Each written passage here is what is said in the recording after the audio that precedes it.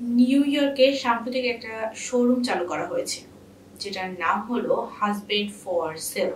এখানে বিভিন্ন ধরনের পুরুষেরা রয়েছে, যেখান থেকে মেয়েরা নিজেদের পছন্দ মতো স্বামী পছন্দ করে নিতে পারবে।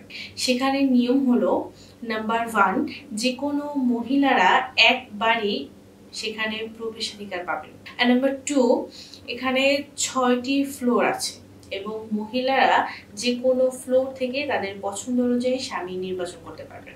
তবে দ্বিতীয় ফ্লোর অতিক্রম করে তৃতীয় ফ্লোরে গেলে যদি স্বামী পছন্দ না হয়, তাহলে ওই মহিলা তার উপরের ফ্লোরে যেতে পারবে। কিন্তু যে ফ্লোর তিনি ইতিমধ্যে অতিক্রম করে চলে গেছেন, সেখান থেকে আর স্বামী নির্বাচন করতে পারবেন না।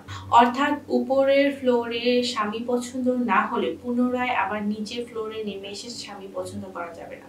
এক মহিলা তার নিজের জন্য স্বামী পছন্দ করতে গিয়ে দেখলেন প্রথম ফ্লোরে লেখা আছে এখানে পুরুষেরা চাকুরিজীবী ও তারা ঈশ্বরের প্রতি বিশ্বাসী। মহিলাটি তারপরে দ্বিতীয় ফ্লোরে গেলেন। দ্বিতীয় ফ্লোরে লেখা আছে এখানে পুরুষেরা চাকুরিজীবী, ঈশ্বরে বিশ্বাসী এবং শিশুপ্রেমী।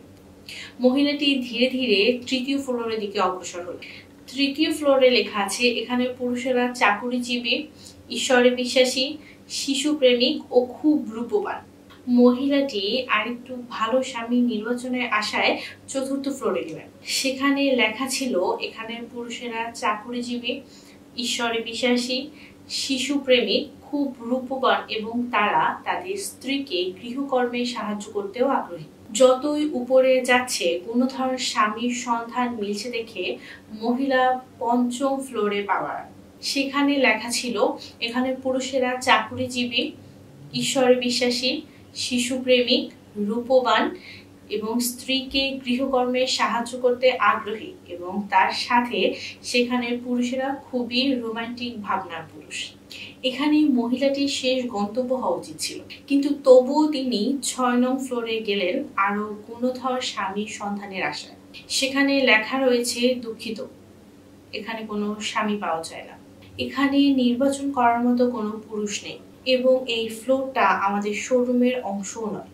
এই ফ্লোরটা রাখা হয়েছে শুধু মেয়েদেরকে সন্তুষ্ট করা যে কত বড় অসম্ভব একটি ব্যাপার সেটা প্রমাণ করার জন্য। মনে রাখবেন, জীবনের চাহিদাকে যত সীমিত করবেন জীবন তত বেশি শান্তি।